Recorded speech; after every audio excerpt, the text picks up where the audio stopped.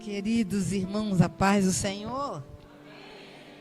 Sedentos por avivamento? Aleluia, glórias ao nome de Jesus, né? Vamos. Podeis sentar, queridos. Nós iremos dar continuidade. O nosso tema, e é o tema que vocês estão trabalhando na igreja, glória a Deus por isso, né? Um tema abençoado. Esse tema que o pastor Adilson está trabalhando com vocês. Sedentos por avivamento. E eu já peguei para mim. Nós iremos ministrar lá. Eu não. Eu vou dar o tema. E o pastor Mineto vai ministrar. E o pastor Sóstenes vai ministrar. Porque nós vamos fazer a festa do primeiro ano de uma igreja organizada em Sejeque, em Uaíba. E o ano passado Deus nos deu uma data para ser a data do aniversário. E Ele disse que iria nos dar uma data histórica para que nós pudéssemos resgatar. E Ele nos deu 31 de outubro, que é o dia da reforma. A reforma protestante. E nós estaremos ali 3 dias proclamando o avivamento no Rio de Janeiro. Amém? Proclamando avivamento nos céus do Brasil. E eu já disse à pastora Nauzimar que eu vou continuar nesse tema. O mês de novembro todinho. E vamos chegar a dezembro cheios do poder de Deus. Porque queremos entrar em 22 de uma maneira sobrenatural. Amém? Então, queridos, nós precisamos de fato nos encher desta palavra de poder, nos encher. Amém? E eu gostaria que você abrisse a sua Bíblia. Nós vamos trabalhar hoje na palavra, no livro de Atos, mas eu quero ler Atos capítulo 1. Amém? E eu gostaria que nós lêssemos do versículo 6 até o versículo 11. Mas na mensagem eu vou trabalhar também no capítulo 2. Então vamos, mesmo sentados, com Bíblias abertas, vamos ler esta palavra de poder. Atos capítulo 1, versículo 6 ao 11 declara: Então os que estavam reunidos lhe perguntaram: Senhor, será este o tempo em que restaures o reino a Israel? Respondeu-lhes: Não vos compete conhecer tempos ou épocas que o Pai reservou pela sua exclusiva autoridade. Mas, vamos juntos? Mas recebereis poder ao descer sobre vós o Espírito Santo, e sereis minhas testemunhas, tanto em Jerusalém, como em toda a Judeia e Samaria, e até aos confins da terra. Diga um aleluia bem alto. Aleluia. Dita estas palavras, foi Jesus elevado às alturas, à vista deles, e uma nuvem o encobriu dos seus olhos. E estando eles com os olhos fitos no céu, enquanto Jesus subia, eis que 2 varões, vestidos de branco, se puseram ao lado deles. E lhes disseram: varões galileus, por que estáis olhando para as alturas? Esse Jesus, que dentre vós foi assunto ao céu, virá do modo como o vistes subir. Oh, aleluia. Pai, está aqui a tua palavra, e ela é poderosíssima. Ela é mais cortante do que qualquer espada alguma de 2 gumes. E ela não volta para si vazia. Ela fará o que lhe apraz e prosperará naquilo pela qual foi designado. Que nesta noite a tua palavra que vai ser explanada, seja explanada com unção, com simplicidade, com graça. A revelação do teu Espírito venha e o Senhor ministre de uma maneira singular a cada coração, para que neste lugar haja um mover sobrenatural da tua presença, para que neste lugar haja transformação, haja cura, haja libertação, haja salvação, haja coração sedentos por avivamento, em nome de Jesus. Que sejamos despertados pelo poder da tua palavra, que sejamos moldados pela tua palavra. Espírito de Deus, tens toda a liberdade de falar aos nossos corações, em nome de Jesus. E a igreja diz amém. Aleluia. Glórias ao nome do Senhor. Queridos, ontem falamos sobre o mesmo assunto, sedentos por avivamento. E o que foi que falamos ontem? Falamos que um coração sedento por avivamento se expõe à palavra de Deus e se deixa ser moldado por ela. Também falamos que só Jesus é quem abre o entendimento para que compreendamos as Escrituras. Um coração sedento por avivamento prega a mensagem ordenada por Jesus. E a mensagem ordenada por Jesus foi essa: arrependimento e remissão de pecados. E esta mensagem deve ser pregada a todas as nações. Um coração sedento por avivamento é testemunha de Jesus em todo lugar. Um coração sedento de avivamento confia e descansa na promessa do Pai. Amém? Foi o que nós ministramos ontem. E vamos continuar ministrando. Sedentos por avivamento. Eu quero, você quer despertamento espiritual. Você quer ser cheio do Espírito Santo. Você quer fazer a vontade de Deus, que é boa, perfeita e agradável. Você quer experimentar numa dosagem sem precedente o poder de Deus, a manifestação, a visitação do Espírito Santo, para que a sua vida seja afetada no todo, e para que através da sua vida, onde você for, o fogo incendeie uma mata. Amém?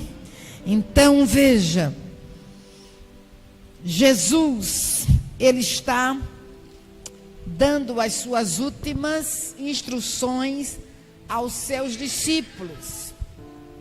Jesus, depois da sua ressurreição, ele consolidou os seus seguidores.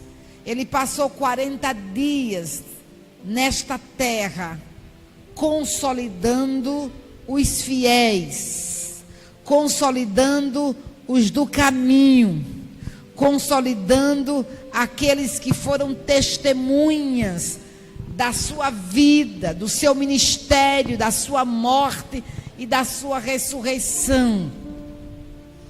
Ele estava consolidando, lembrando a eles os seus ensinos, para que, ao retornar para a glória, os seus seguidores, os seus apóstolos, dessem continuidade à sua obra.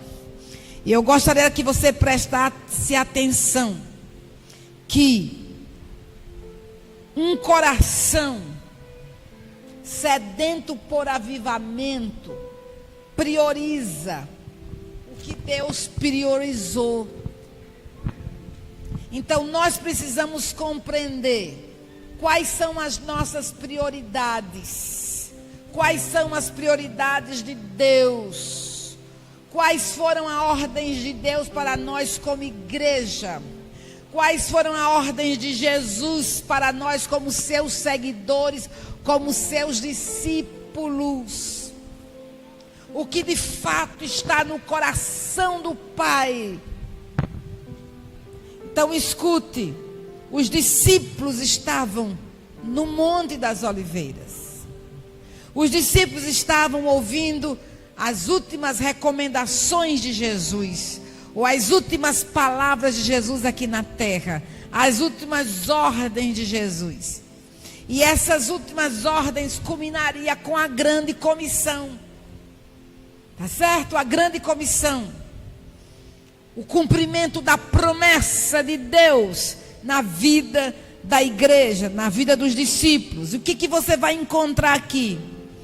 Você vai encontrar aqui os discípulos na presença de Jesus, preocupado não com vidas, preocupado não com a salvação de Jerusalém, preocupado não com a salvação de Israel, mas preocupado com a condição política e social da nação de Israel.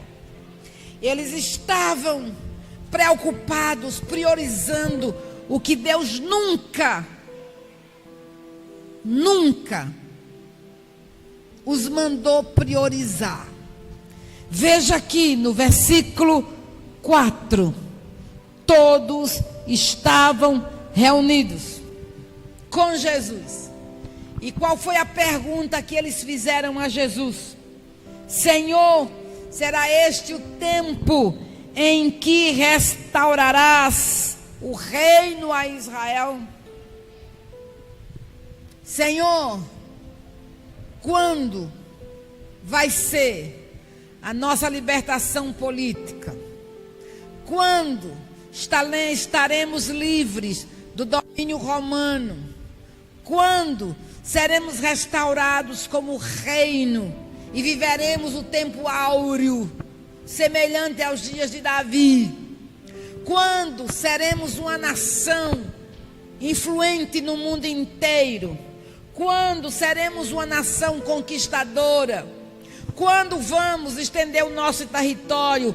Quando teremos um exército poderoso, temido como o exército de Davi?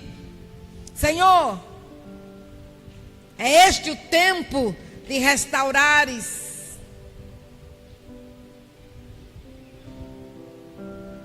Israel? Eles não estão pensando em salvação. Eles não estão pensando em redenção.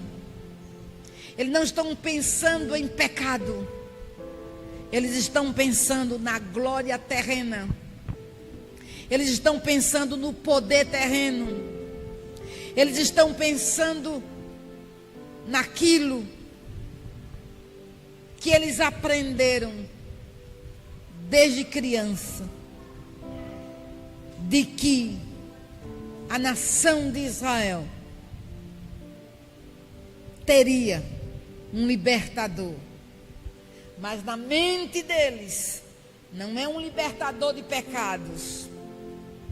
Na mente deles, não é um salvador que dá a vida eterna. Na mente deles, é um libertador semelhante a Josué. semelhante a Saul, semelhante a Davi, semelhante aos reis de Israel, que conquistou territórios e elevou a grandeza da nação diante das demais nações. Aí eu quero que você preste atenção ao que Jesus respondeu. Por quê? Porque nós não vemos avivamento, não é porque Deus não quer enviar avivamento, é porque as nossas prioridades não estão alinhadas com a prioridade de Deus.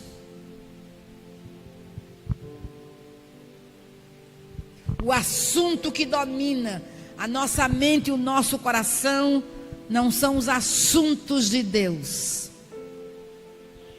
Deus priorizou a salvação de vidas. Deus priorizou a conquista de nações para Cristo Jesus.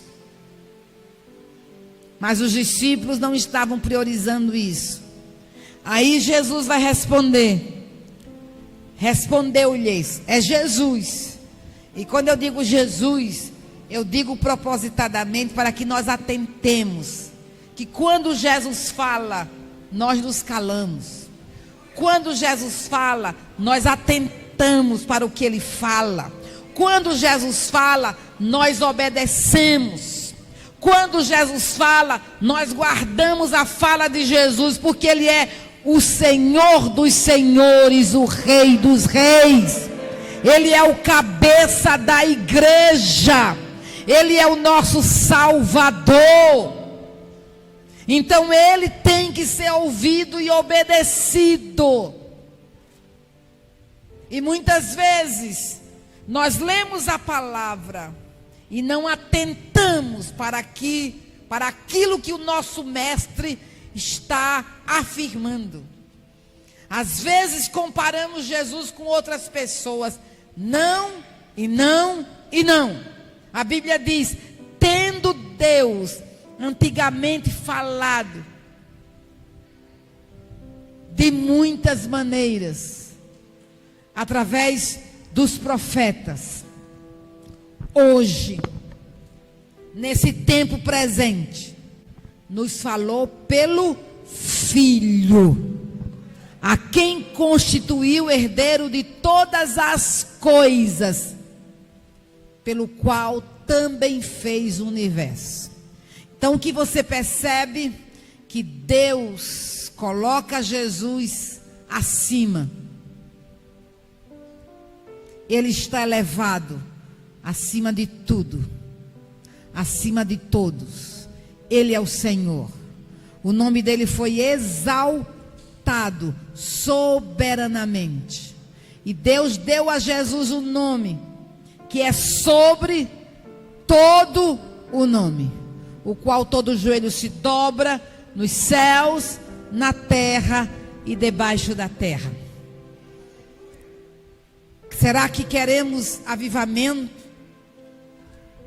Será que queremos ter um coração totalmente sedento por avivamento? É impossível ter um coração sedento por avivamento quando Jesus não está priorizado na nossa vida. Quando Jesus não é o centro das nossas atenções. Quando Jesus não é o nosso Senhor. Quando Jesus não é o nosso Rei.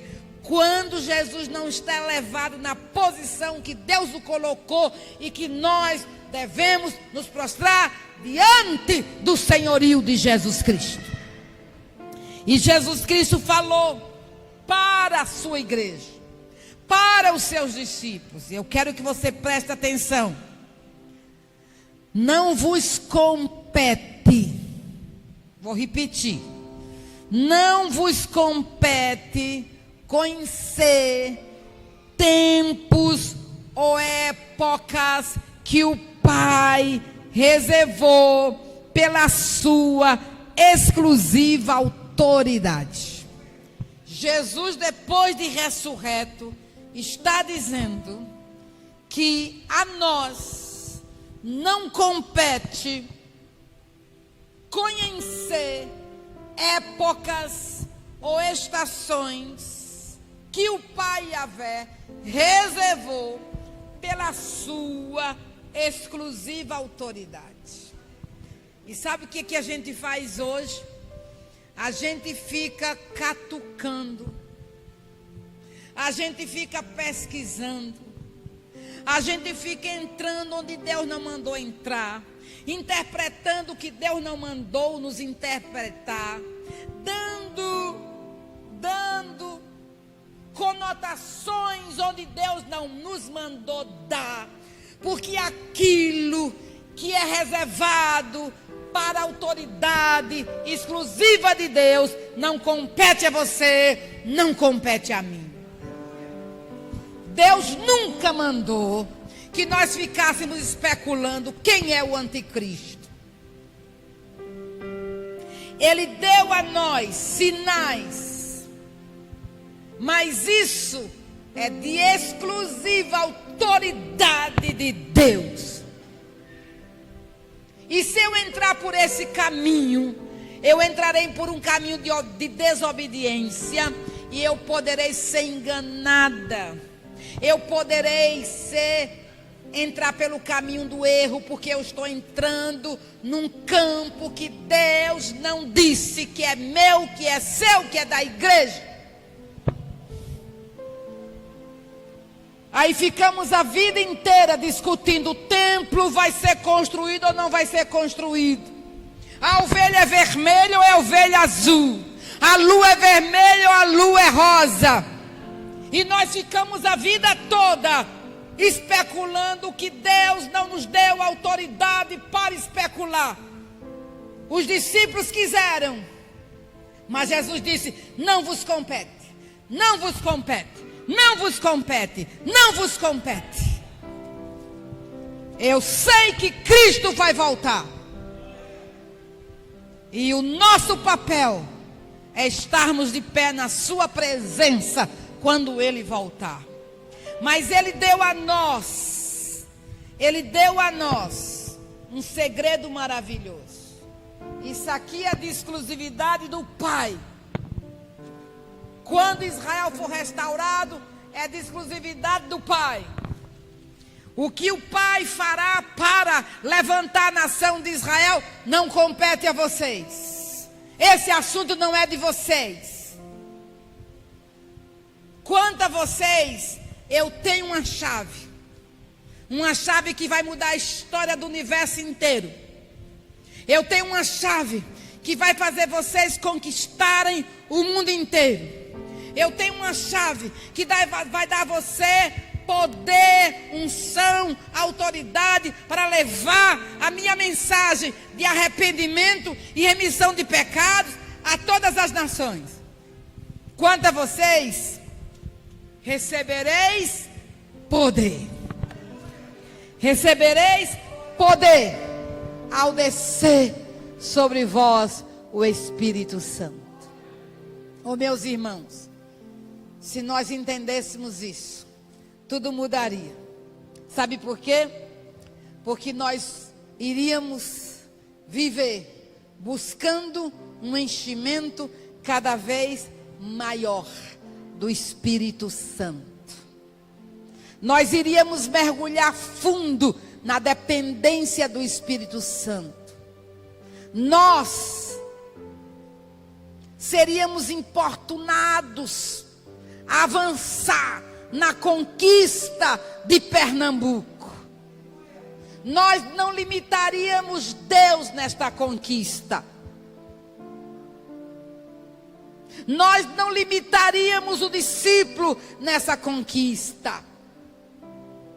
Mas nós acreditaríamos que o Espírito Santo que encheu a Pedro, encheu a Maria.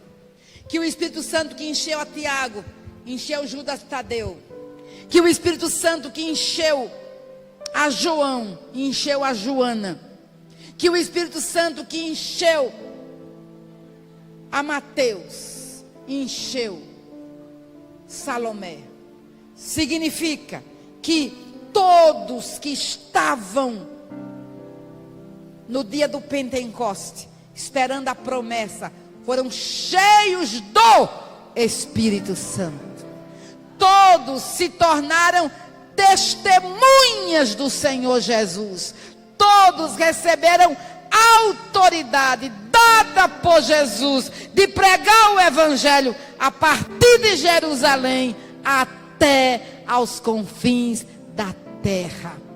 A igreja não ficou preocupada ou dominada por aquilo que competia a Deus. A igreja recebeu a capacitação do Espírito Santo. A igreja recebeu a unção do Espírito Santo. A igreja recebeu ousadia, coragem, dons espirituais. A igreja recebeu armas da direita, armas da esquerda. A igreja recebeu visão ampla nesta conquista. E a igreja avançou na dependência do Espírito Santo. Porque a igreja priorizou o que Deus priorizou. O que é que Deus prioriza? Salvação de vidas. O que é que Deus prioriza? Que o reino dele chegue a cada casa em condado. O que é que Deus prioriza? Que Jesus Cristo seja conhecido de norte a sul, de leste a oeste, na nação brasileira. O que é que Deus prioriza? É que a sua palavra, que é vida,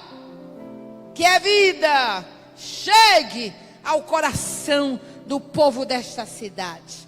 Deus não faz acepção de pessoas. Deus quer alcançar o preto, o branco, o rico, o pobre, o deficiente, o são.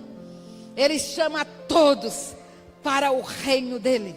A vontade dele é que todo homem se arrependa e chegue ao pleno conhecimento da verdade. Então, um coração que é avivado, que é sedento, tem que priorizar o que Deus priorizou.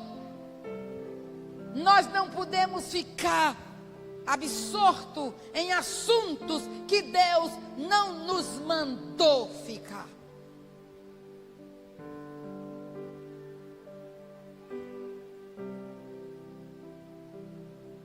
Essa não é a missão da igreja. Não é a missão da igreja. A missão da igreja é pregar o Evangelho a toda criatura. A missão da igreja é fazer Cristo conhecido a todos os povos. A missão da igreja é tornar Jesus o Senhor de todas as pessoas. Então Jesus vai levar os seus discípulos a priorizarem o que Deus priorizou e deixar os assuntos concernentes a Deus para Deus. Deuteronômio 29 declara que as coisas que estão reveladas são para nós e as não reveladas são para Deus. Jesus vai voltar, não sei a hora, não sei o dia. Ele nunca disse e não vai dizer. Ele deixou pistas, mas não disse. Portanto, eu não posso afirmar o que Jesus não afirmou. O que ele deseja é que você e eu vivamos em vigilância, vivamos em obediência, sejamos testemunhas dele em todo lugar. Tomemos a nossa cruz e o sigamos em todas as circunstâncias, porque quando ele voltar, você e eu estaremos de pé na sua presença.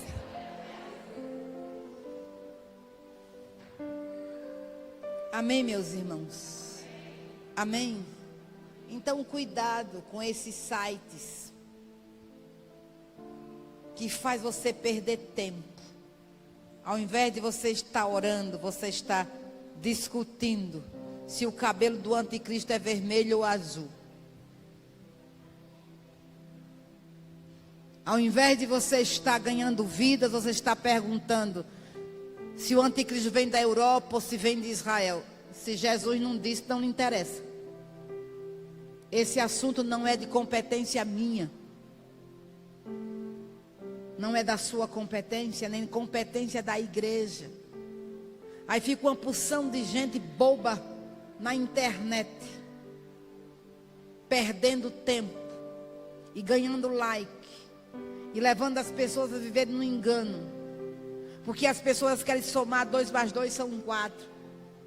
Ficam igual a detetive, com a lupa na mão, querendo descobrir que cabelo é esse, que sinal é esse, que vermelho é esse. Há poder no sangue de Jesus. Conhecereis a verdade, e a verdade vos libertará. Jesus, o Senhor da igreja, declarou aos seus discípulos: não vos compete saber os tempos e as estações, que são de inteira autoridade do nosso Deus. Então não seja especulativo, seja crente. Seja crente, creia no que a palavra de Deus nos ensina. Siga os princípios do Senhor e priorize o que Jesus priorizou. A igreja primitiva priorizou a oração, priorizou a palavra. Jesus priorizou a vontade do Pai e viveu para fazer a vontade do Pai, e ninguém o deteve, porque a prioridade do Pai era a sua prioridade, e a prioridade de Deus deve ser a prioridade desta igreja. Você diz amém? Um coração sedento por avivamento busca poder do Espírito Santo para testemunhar. Irmãos, recebereis poder, recebereis poder, recebereis poder. E esse poder que desceu no Pentecoste, desceu para fazer 2 coisas específicas. Primeiro, naquela multidão, convencê-los do pecado, da justiça e do juízo. Porque só o Espírito Santo pode transformar o homem de dentro para fora. Só o Espírito Santo pode revelar a pessoa de Jesus a um pecador. Só o Espírito Santo pode gerar um novo nascimento. Ninguém pode gerar um novo nascimento a não ser o Espírito Santo do Senhor. Então ele veio para batizar-nos no corpo de Cristo. E o batismo no corpo de Cristo fala de novo nascimento, fala do enxertar na videira verdadeira, fala do mergulho que somos levados pelo Espírito Santo a ter no corpo de Jesus. A partir do momento que nascemos de novo, fomos batizados no corpo de Cristo. Pertencemos a Jesus, somos novas criaturas, o nosso pecado foi perdoado, o nosso nome é escrito no livro da vida, e passamos a ser filhos do Deus Todo-Poderoso. Aleluia! Então essa é a obra do Espírito Santo. Essa é a obra do Espírito Santo. Mas a segunda obra do Espírito Santo nesse texto é mandar sobre nós capacitação, poder, revestimento. Por que o Espírito Santo tem que nos dar poder? Por que o Espírito Santo tem que nos dar esse revestimento do céu? Porque a obra de salvação é uma obra sobrenatural. A batalha que travamos para a conquista de vidas, ela também é sobrenatural. As armas que vamos usar para detonar com o inferno são armas espirituais. Então o poder que tem que vir sobre nós é o poder do céu. É o poder que estava em Jesus, que lhe deu o quê? Capacidade para testemunhar, ousadia, coragem, discernimento do Espírito Santo. Então veja, todo crente que nasceu de novo é filho de Deus. Todo crente que nasceu de novo tem o testemunho no seu coração, através do Espírito Santo, que ele é filho de Deus. Todo crente que nasceu de novo é a habitação do Espírito Santo, é salvo, vai para o céu. Mas nem todo crente está revestido de poder. Nem todo crente quer receber este revestimento. Nem todo crente quer ficar em Jerusalém para receber este revestimento. Então escute, revestimento de poder é capacitação para testemunhar. Não dá para termos coração avivados sem que sejamos revestidos de poder para testemunhar de Jesus. Esse revestimento é para você fazer a obra de Deus. Esse revestimento é para lhe dar a ousadia do Espírito, a fim de que você saia a campo e arranque as vidas do inferno. Esse revestimento é para que você tenha a ousadia do céu, para, no nome de Jesus, curar os enfermos, no nome de Jesus, expulsar os demônios, no nome de Jesus, falar novas línguas, no nome de Jesus. Se beber alguma coisa mortífera, não vai fazer dano algum a vocês. É poder, é capacitação, é autoridade, é o que aconteceu com Jesus. Ele nasceu filho de Deus. Desde o ventre de Maria, ele era filho de Deus. Sem pecado, ele era Deus. Mas ele precisou de revestimento, ele precisou de unção, ele precisou dessa capacitação para realizar as obras de Deus. E quando ele desceu ao Jordão, a Bíblia diz que os céus foram abertos e o Espírito Santo desceu em forma corpórea de uma pomba sobre Jesus. E ele foi possuído completamente pelo Espírito Santo. Diga aleluia. E o que aconteceu, meus irmãos? Logo após esse enchimento, qual foi o primeiro teste de Jesus? 40 dias de jejum no deserto. E a Bíblia diz que ele foi para o deserto, enviado pelo Espírito Santo. E ali ele foi tentado, mas ele venceu. Então, se você é discípulo de Jesus, você necessita dessa capacitação, desse poder, desse revestimento, porque Jesus diz: recebereis poder ao descer sobre vós o Espírito Santo. Recebereis poder para testemunhar na sua casa, para testemunhar na sua vizinhança, para testemunhar na sua cidade, para testemunhar nas redondezas, para testemunhar no seu estado, para testemunhar na sua nação. E se Deus te levar aos confins da terra, também testemunhar aos confins da terra. Sem poder, não dá para ser uma testemunha autêntica de Jesus. Então veja que este avivamento, ele tem um propósito.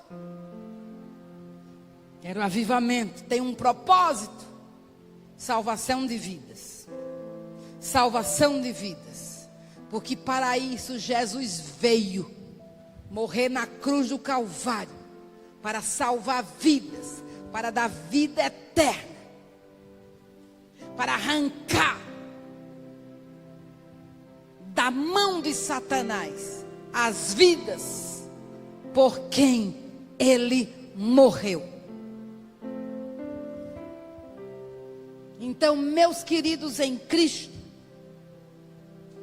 um coração sedento por avivamento não é para que você simplesmente seja ornado com os dons do Espírito Santo.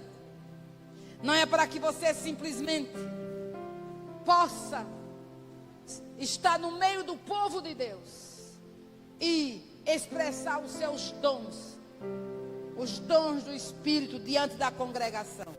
Isso é bom, é agradável, mas esse não foi o propósito.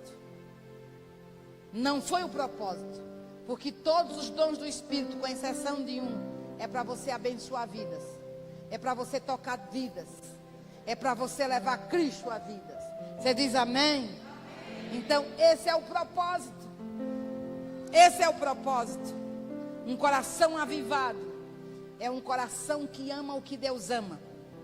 Um coração avivado é um coração que tem compaixão por vidas.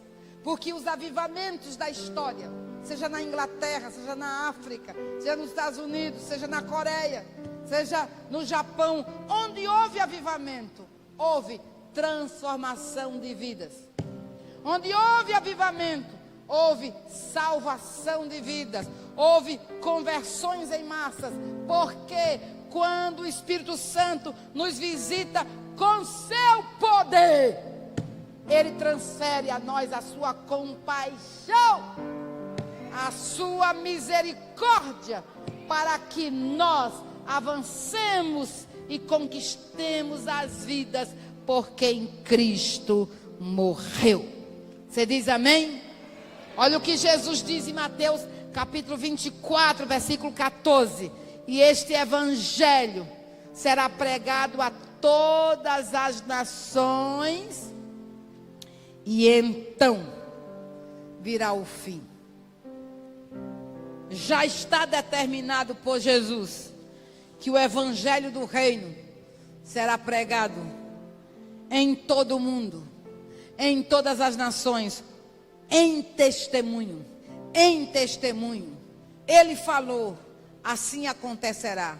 Jesus não voltará enquanto o mundo inteiro não tiver ouvido as boas novas do evangelho.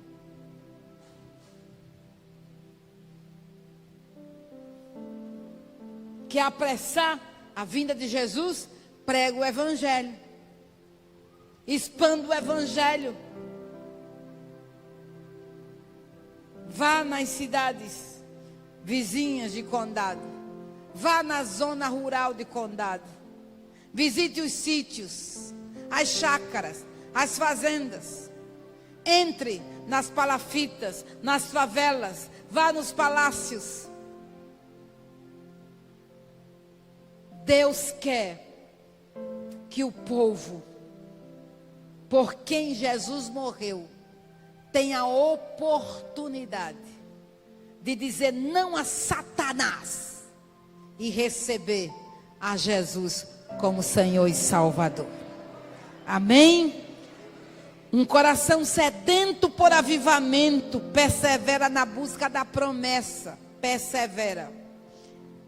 Quantos dias os discípulos ficaram perseverando na busca da promessa? 10 dias. Eles não sabiam quando o vento do Espírito iria soprar. Eles não sabiam se viria em forma de vento, de estrondo, de onda. Eles não sabiam nada. Eles estavam ali debaixo da obediência de Jesus. Ficai em Jerusalém, até que lá do alto sejais revestidos de poder. E veja o que a Bíblia diz: que eles subiram ao cenáculo onde habitavam Pedro, Tiago, João e André, Filipe e Tomé, Bartolomeu e Mateus, Tiago, filho de Alfeu, Simão o Zelote e Judas, irmão de Tiago.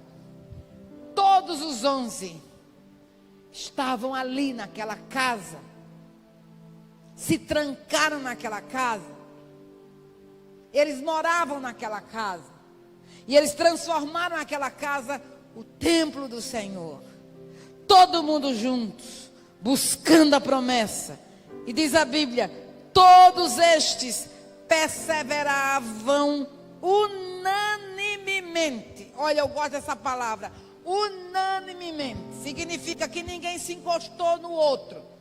Porque no culto é assim, a pastora ora, fica 2 sem orar. O pastor ora, fica 4, 5 de boca fechada. Não é assim? Estou mentindo? É assim nas igrejas. Mas aqui a Bíblia diz unanimemente em oração. O modo deles estarem naquela casa era em oração e súplica. Pedro, João, Tiago, André, Mateus, Bartolomeu, Simão Zelote, Judas Tadeu, todos orando, todos buscando, todos crendo, todos alvejando a promessa, todos gerando a promessa, todos unidos na mesma fé, no mesmo alvo, no mesmo propósito. Irmãos, se queremos avivamento nesta igreja, nós temos que ter o mesmo alvo, o mesmo propósito, o mesmo ânimo, o mesmo fervor, segurar a mesma promessa. Aleluia! E diz a Bíblia que esses discípulos estavam com as mulheres, esses discípulos estavam com a mãe de Jesus, com os irmãos de Jesus. Era um grupo de 120, cheio de determinação. Eles oravam e suplicavam. Imagine você o que é súplica. O que é súplica? É você insistir orando o quê? Alto. É você suplicar, envolvendo suas emoções na oração. Quantas lágrimas naquele lugar? Quantos gritos de socorro ao Senhor?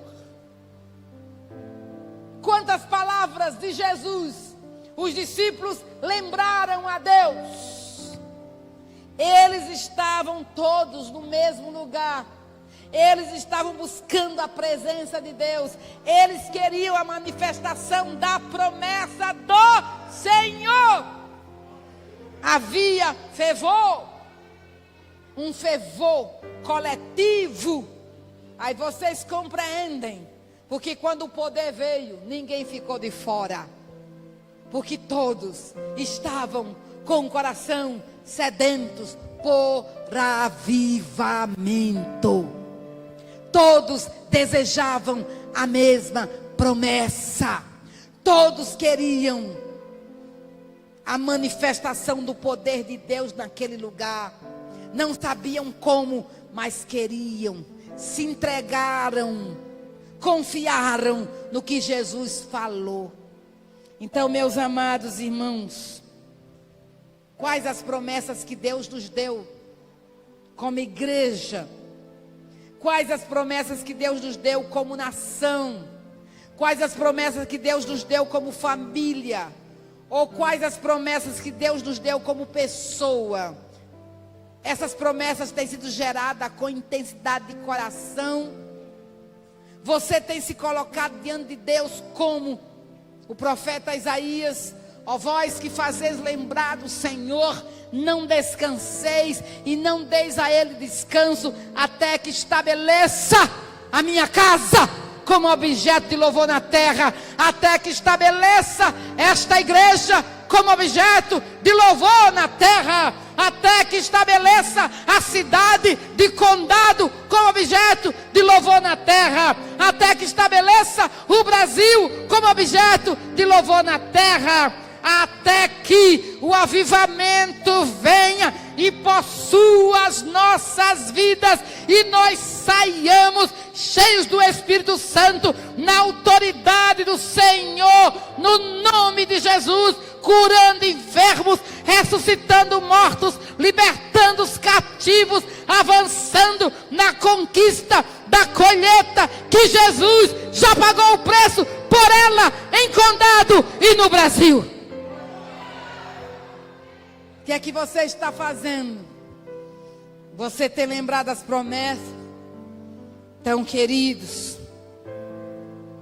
esse grupo aqui estava com o coração sedento, sedento, e sedento, e sedento, e sedento, e sedento, e sedento. Conta-se uma história do pastor Billy Graham, que já está na glória. O evangelista que evangelizou nações, que conquistou milhares de pessoas para Cristo Jesus, que pregou a reis e que pregou a plebeu, que encheu estádios num tempo onde não havia os recursos que temos hoje. Agora, o que fez diferença na vida deste homem? Ele era estudante no seminário, ainda um rapazinho, e ele com os colegas, né, foram enviados à Inglaterra,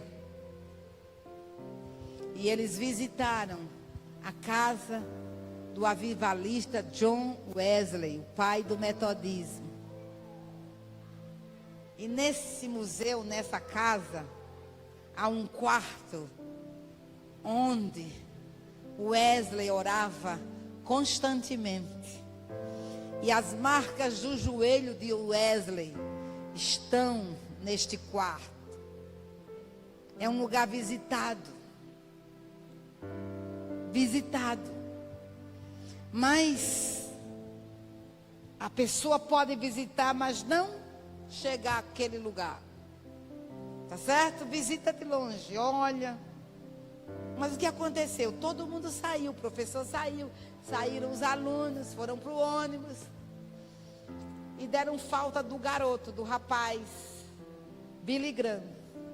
Aí o professor retornou à casa de John Wesley para procurá-lo. E quando chegou naquele lugar, encontrou Billy Graham ajoelhado no mesmo lugar das marcas de John Wesley.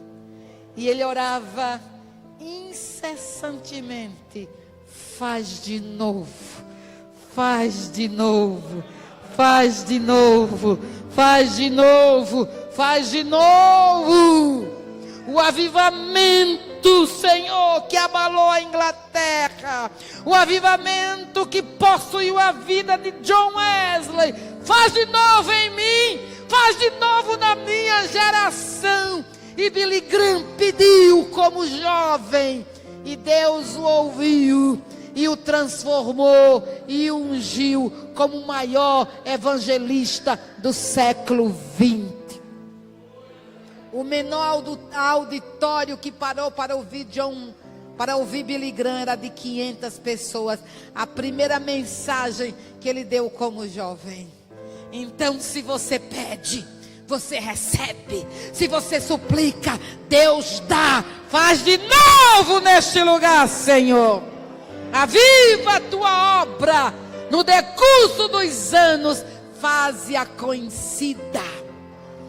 Deus quer um coração aquecido, apaixonado por Ele, fervoroso na oração, fervoroso, porque Deus quer usar você, meu irmão, quer usar você, minha irmã, quer usar você, meu jovem, minha jovem. É você a quem Deus quer usar. Mas é necessário que você ouse se colocar na sua presença e dizer: Senhor, faz de novo. O que fizeste no Pentecoste, na vida desses apóstolos, faz na minha vida hoje. Jesus está vivo! Jesus está vivo. Ele está atuante hoje na cidade de Condado. E Ele quer uma igreja cheia da sua presença, cheia do seu Espírito Santo. Querido, está escrito na palavra de Deus que aquele que perseverar até o fim será salvo. É na vossa perseverança que salvareis as vossas almas. Então nós temos que perseverar nesta busca, porque é isso que Deus quer fazer em você e fazer em mim. Um coração sedento por avivamento anda em concordância com aqueles que têm o mesmo coração. Nós somos um corpo. Veja, Atos 2:1. E cumprindo-se o dia de Pentecostes, estavam todos, aí diz, concordemente no mesmo lugar. Todos os 120 estavam no mesmo lugar.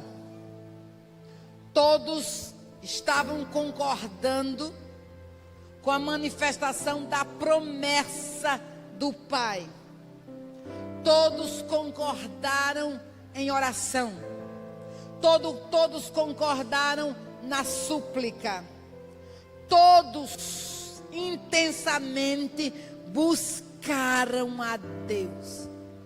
Querido, se você quer um coração avivado, sedento, fique próximo de quem também tem um coração sedento por avivamento. Uma fagulha em uma floresta faz um incêndio terrível. Mas uma água em cima de um fogo apaga. E o que é que muita gente faz? Você quer avivamento, jovem? Esteja próximo do fogo. Esteja próximo de corações sedentos por Deus. Ande com quem ora. Ande com quem profetiza. Ande com quem lê a Bíblia. Ande com quem prioriza Jesus. Ande com quem evangeliza. Ande com quem obedece pastor. Ande com quem tem prazer de vir à casa do Senhor. Fuja das amizades erradas. Fuja do crente carnal. Fuja mesmo. Fuja. Fuja daquele que não quer influenciar você positivamente. Fuja daquele que não tem um coração em Deus. Se você quer ter um coração avivado, se você quer ter um coração sedento, se você quer aguardar a promessa, você tem que andar com quem concorda com Deus. Você tem que andar com quem busca a Deus. Você tem que andar com quem ora, com quem jejua, com quem tem prazer na lei do Senhor. A minha Bíblia diz que as más conversações corrompem os bons costumes. É a minha Bíblia que diz. O rei Salomão ensina o jovem dizendo: filho meu, se os pecadores querem seduzir-te, não os consinta. Foge deles. Foge deles. Quantas pessoas corriam bem, já não correm mais.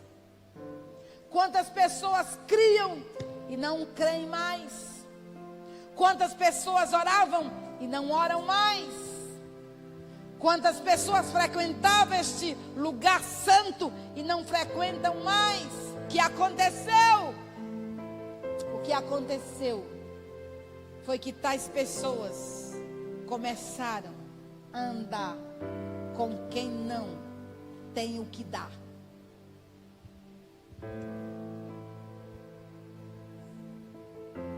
Então nós precisamos buscar o Senhor.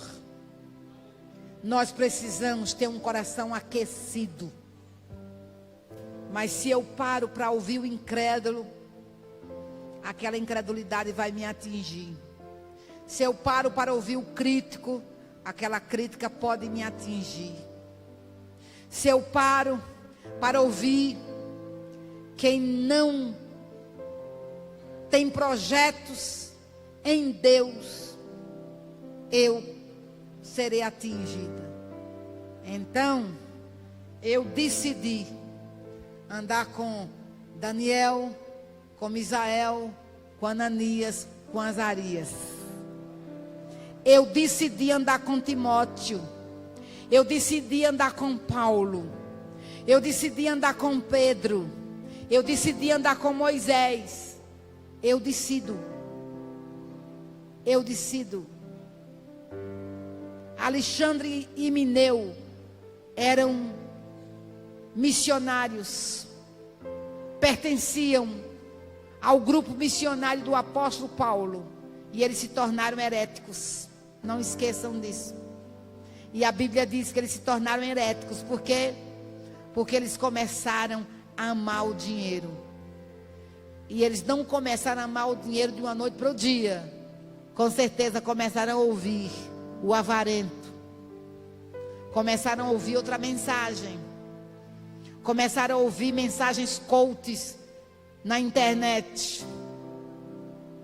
Começaram a ouvir pregadores carnais. Começaram a ouvir uma mensagem que não se prega neste lugar. E aí a contaminação veio. Então, queridos, um coração sedento por avivamento anda em concordância com aqueles que têm o mesmo coração sedento. O avivamento veio no Pentecoste, porque Jesus encontrou uma igreja em concordância, uma igreja sedenta, uma igreja que suplicou a sua presença, uma igreja que queria o vinho novo, uma igreja que queria a promessa do Pai. Diga aleluia.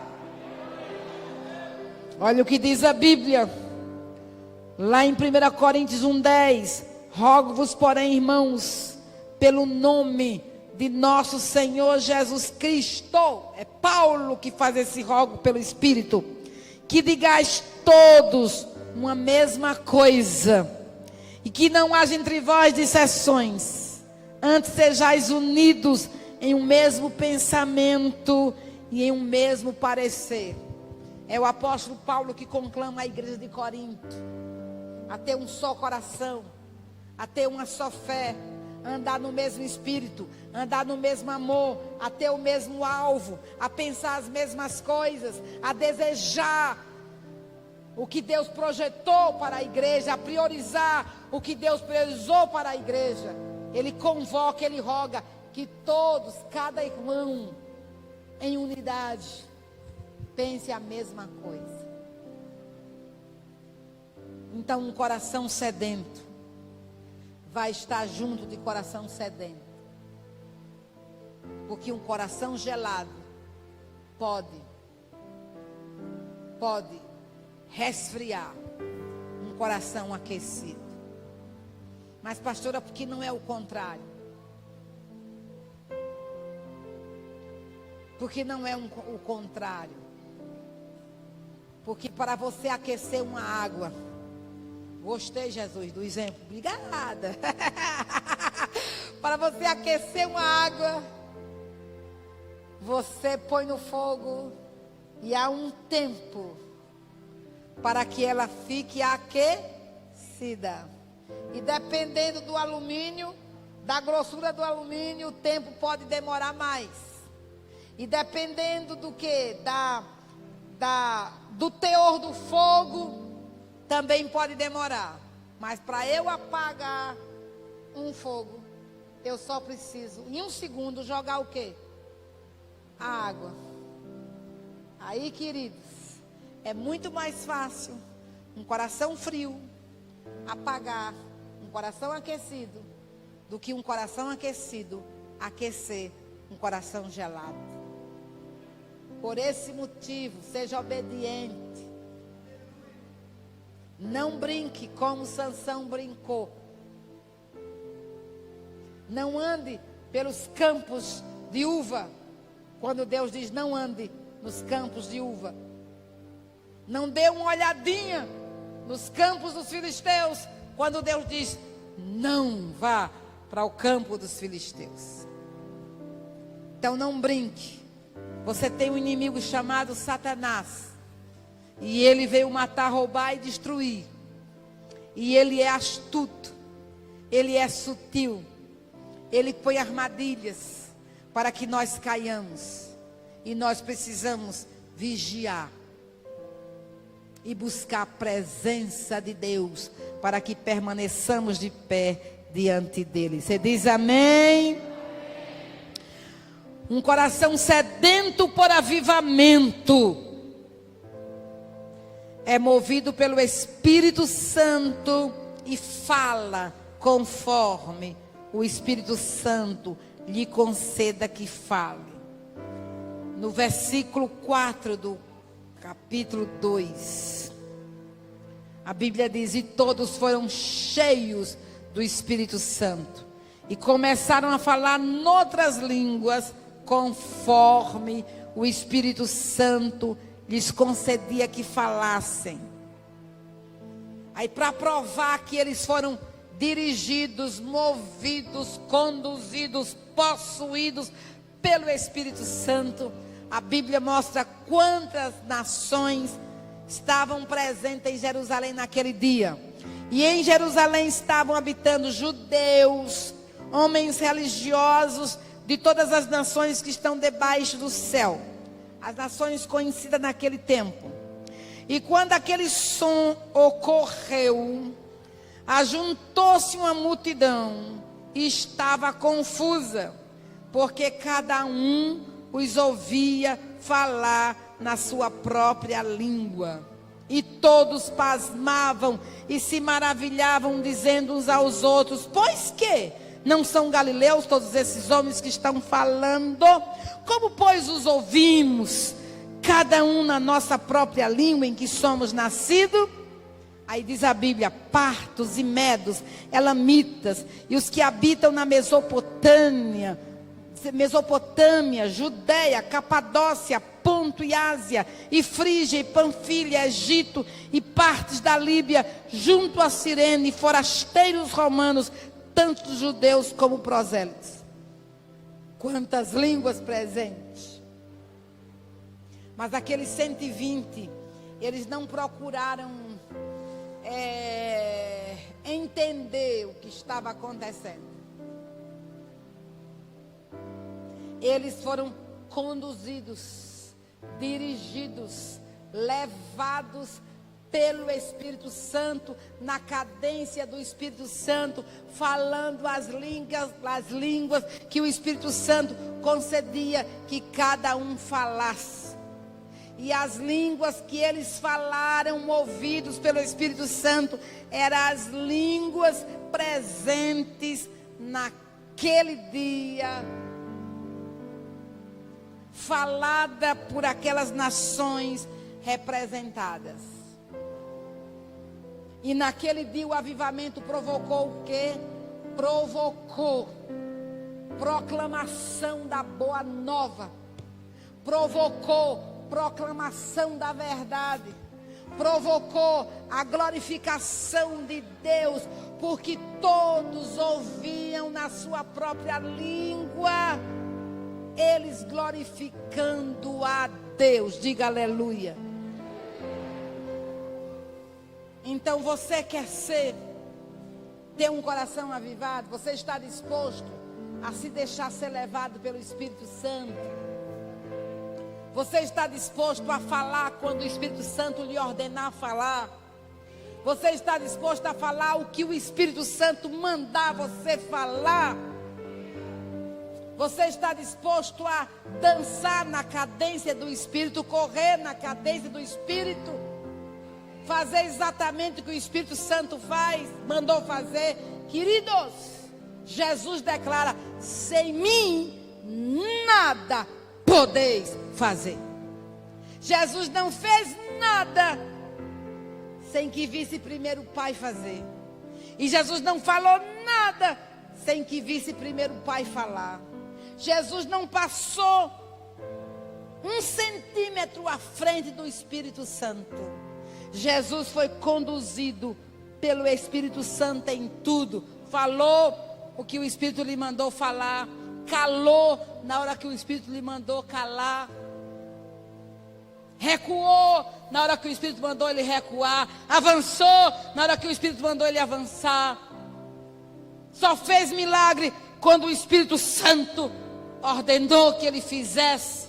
E ele fez da maneira do Espírito Santo. Ele não inventou a didática como mestre. A didática de Jesus era uma didática imergida no Espírito Santo. Os exemplos que Jesus deu foram exemplos orientados pelo Espírito Santo. Então havia uma dependência total e absoluta. E se nós quisermos, amados, ter um coração sedento por avivamento, nós temos que estar dispostos a ser possuídos pelo Espírito Santo e a obedecer o comando do Espírito Santo. E querido, um coração sedento por avivamento prioriza Cristo em tudo. Escute bem, o apóstolo Pedro priorizou Jesus na sua pregação. A igreja priorizou Jesus na sua vida pessoal e na sua vida comunitária. Veja só, a pregação do apóstolo Pedro foi cristocêntrica. Ele priorizou Jesus. Ele estava ali debaixo de unção profética para anunciar Jesus à nação de Israel. E ele iria anunciar a vida de Jesus, o ministério de Jesus, os milagres de Jesus, a morte de Jesus, a ressurreição de Jesus, a glorificação de Jesus e o senhorio de Jesus. Foi isso que ele pregou. A mensagem do apóstolo Pedro. Ele priorizou Cristo. E eu pergunto, você tem priorizado Cristo na sua mensagem? Ele é o centro desta igreja. Ele é o centro da sua vida pessoal. Ele é o centro da sua vida na comunidade. Então, se nós quisermos ter um coração sedento por avivamento, Cristo tem que ser o Senhor da nossa vida, o prioritário na nossa vida. Ele tem que estar nas nossas conversas, nas nossas músicas. Ele tem que estar na nossa mensagem. Cristo tem que estar presente no nosso pensamento, no nosso sentimento. Cristo tem que estar presente na nossa vida pessoal, governando, mas ele tem que afetar a nossa vida comunitária. Você diz amém? Olha, meus irmãos, a Bíblia diz que a igreja, veja, na vida pessoal, Cristo, e ouvindo eles isto, compungiram-se em seu coração e perguntaram a Pedro e aos demais apóstolos: que faremos, homens irmãos? Eles ouviram a mensagem cristocêntrica. Eles ouviram a palavra de salvação. Eles foram confrontados no seu pecado. E eles entenderam que Cristo deveria também dominá-los pessoalmente. E a Bíblia diz que Pedro diz: arrependei-vos, e cada um de vós seja batizado no nome de Jesus Cristo, em remissão de pecados, e recebereis o poder do Espírito Santo. Eles foram afetados por Jesus, mas na vida comunitária, eles também foram afetados por Jesus. Porque a Bíblia diz que eles perseveravam na doutrina dos apóstolos, na comunhão, no partir do pão e nas orações. E em toda a alma havia temor, e muitas maravilhas e sinais se faziam pelos apóstolos. E todos os que criam estavam juntos e tinham tudo em comum. E vendiam suas propriedades e bens, repartiam com todos, segundo cada um havia de mister.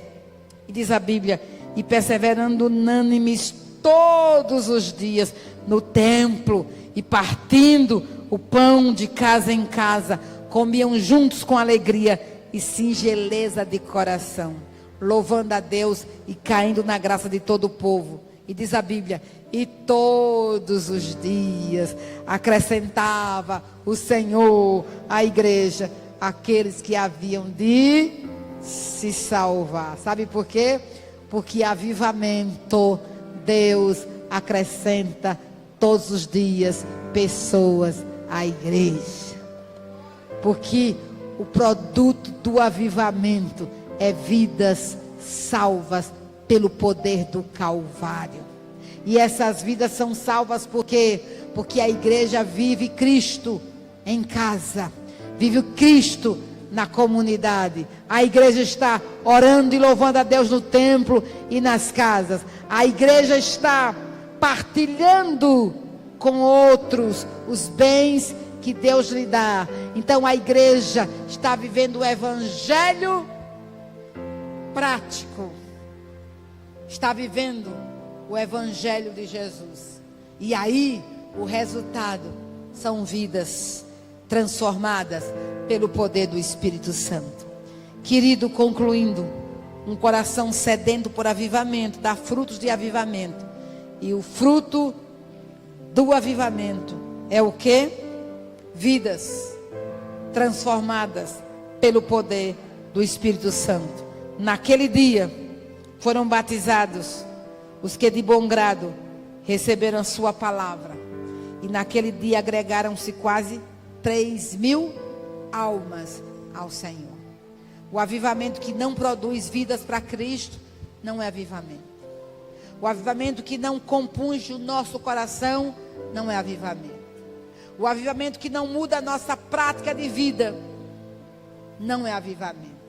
O avivamento torna Cristo o Senhor das nossas vidas.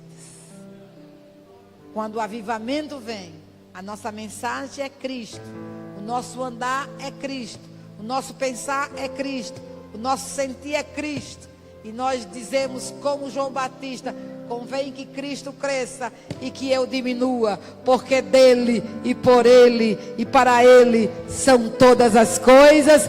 Glórias, pois a ele eternamente. Amém. Que você, meu amado irmão, que você, amada igreja, decida hoje, agora, buscar com fervor o avivamento que está no coração de Deus e que no devido tempo Ele há de derramar neste lugar, porque Ele é fiel para fazer muito mais além daquilo que pedimos ou pensamos. Pastor, você pode aplaudir ao Senhor? Você pode dizer: Deus, eu quero este avivamento. Eu quero um coração aquecido. Eu quero um coração ardendo em fogo a cada dia, a cada instante. Senhor, não permita que as circunstâncias do dia a dia esfrie o meu coração, mas que o meu amor por Ti cresça a cada manhã. eu tenha um coração aquecido. Que as cinzas sejam removidas do meu altar todos os dias. E que o fogo arda continuamente na minha vida. Dê glória a Deus.